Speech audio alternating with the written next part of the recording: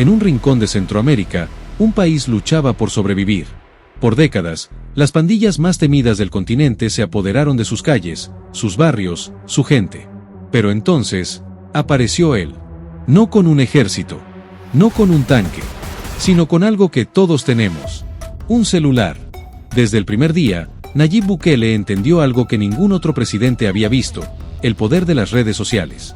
Mientras los políticos tradicionales hacían discursos aburridos en salones llenos de corbatas, Bukele gobernaba desde su cuenta de Twitter. Era presidente, pero también influencer, estratega y comunicador. Y eso lo cambiaría todo. Con cada tuit, se movía el aparato del Estado. Desde su celular, Bukele daba órdenes a los ministros, a la policía, al ejército, en tiempo real. Era como jugar ajedrez, pero las piezas eran tanques, helicópteros y comandos élite. En marzo de 2022, todo cambió. Una ola de violencia estremeció al país, más de 80 asesinatos en un solo fin de semana. Era el mensaje de las pandillas. Y Bukele respondió con un mensaje más fuerte: vamos a sacar a los criminales de las calles, tuiteó. Y en cuestión de horas, más de 10.000 soldados ya estaban desplegados. Desde su celular, Bukele activó el estado de excepción más severo en la historia del país. El mundo miraba, asombrado. ¿Gobernar con un celular? ¿Una guerra digital contra las pandillas? Este delito no va a quedar impune. Hasta este momento hay 3 detenidos. El presidente Nayib Bukele dijo en conferencia de prensa que ante este hecho, el combate a las pandillas se intensificará. Y son tontos realmente, aparte de asesinos y despiadados, son tontos.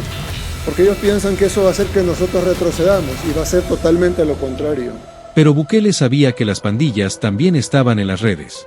Usaban WhatsApp para planear ataques, TikTok para presumir armas y Facebook para controlar barrios. Por eso, la guerra también era virtual.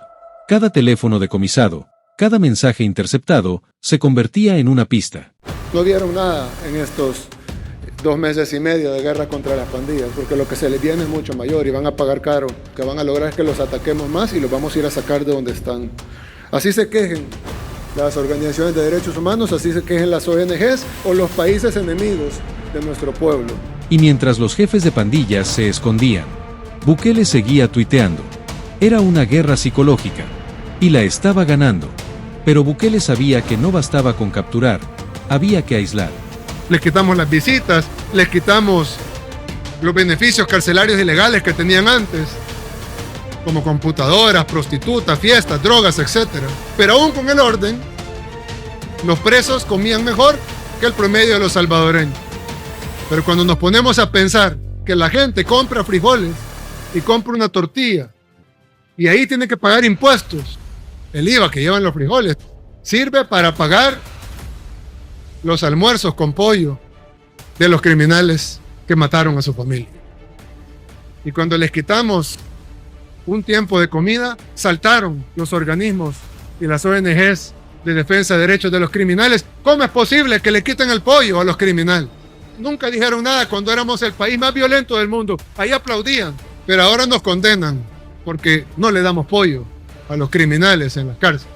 Y así nació la megacárcel, el Secot. Una prisión de alta tecnología, con capacidad para 40.000 criminales. Desde su celular, Bukele anunciaba cada paso. Los videos se viralizaban.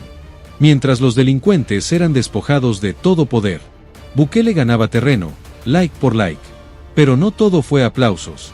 Organizaciones internacionales comenzaron a criticar. Violaciones a derechos humanos. Falta de debido proceso. Bukele respondía desde su cuenta. Sin intermediarios. Sin miedo. Y mientras tanto, las encuestas subían. El pueblo lo apoyaba. Hoy, El Salvador vive una realidad impensable hace unos años. Parques llenos.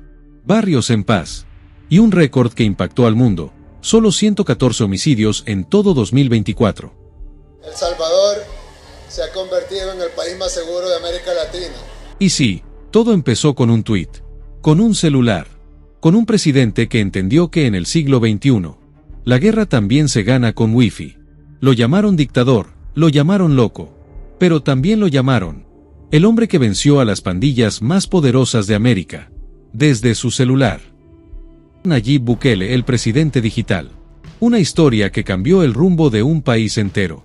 El mundo debe entender que nos estamos enfrentando a asesinos seriales, a organizaciones criminales que desde que amanecen pensando cómo afectar a la población. El Centro de Intervenciones Telefónicas, se escucharon más de 400 órdenes de asesinar salvadoreños. Como gabinete entregamos todas las posibilidades que teníamos, pero al final solo nos quedaba una: activar el régimen de excepción para rescatar el Estado de Derecho. La madrugada del 27 de marzo, el presidente también pidió a la Asamblea Legislativa decretar ese mismo día el régimen de excepción. Se solicitó esa misma noche a la Asamblea Legislativa el régimen de excepción, es decir, que comenzamos a actuar bajo las leyes que rigen en nuestro país. A partir de ese momento hasta el día de hoy, miles de pandilleros han sido capturados. Nuestro país poco a poco volvió a respirar la paz que tanto necesitaba. Todos los expertos, analistas, decían que era imposible, que requeríamos varias generaciones, es decir, los hijos de nuestros hijos tal vez pudieran ver un avance significativo.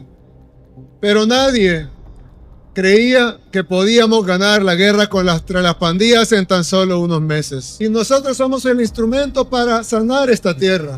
Cada uno de ustedes son un instrumento de Dios para hacerlo, para sanar literalmente el lugar más peligroso del mundo. Pasamos de vivir con miedo a vivir con esperanza.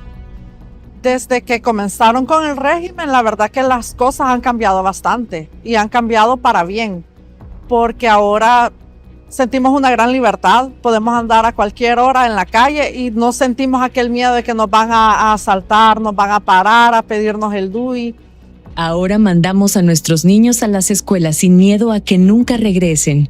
Ahora los salvadoreños pueden invertir mejor en su negocio porque ya no pagan extorsiones.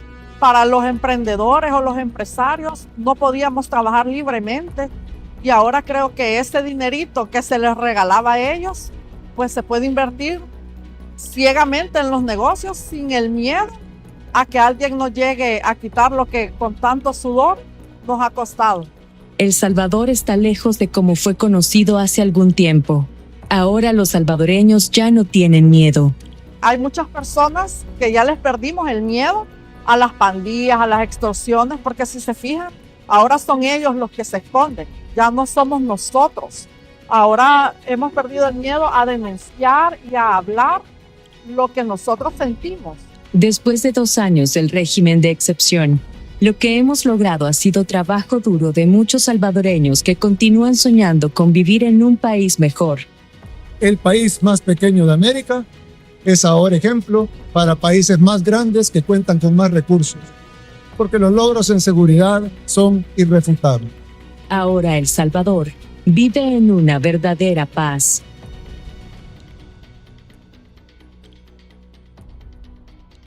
Gracias a todos por mirar el video hasta el final, espero que te haya gustado y así puedas volver en un próximo video. Cada día estamos informando todo lo que ocurre en El Salvador, así que ya saben, esto ha sido todo por hoy, nos vemos en una próxima.